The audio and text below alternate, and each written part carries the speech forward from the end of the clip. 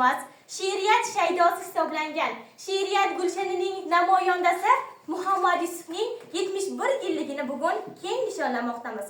Bugun biz 46-maktab yosh kitobxonlari Muhammad Yusuf she'rlaridan namunalar keltiramiz. Marhamat.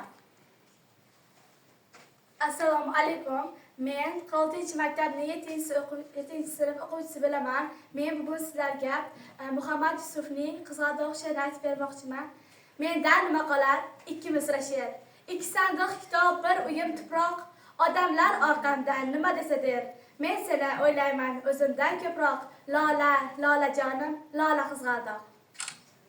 Assalomu alaykum. Men 46-maktabning 7-sinf o'qiyman.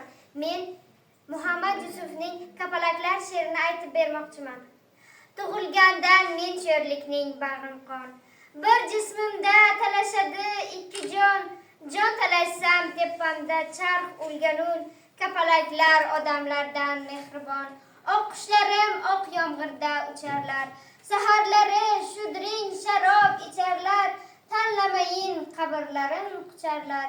Kapalaklar odamlardan mehribon. Gulga qo'nsa qanotlari botmaydi. Ojizlarim birovga tosh otmaydi. Bir kun yashab bir-birlarin totmaydi. Kapalaklar odamlardan mehribon. Assalomu alaykum. 46-maktabning 7-sinfda o'qiyman. Navro'z haqidagi she'rimni aytib beraman.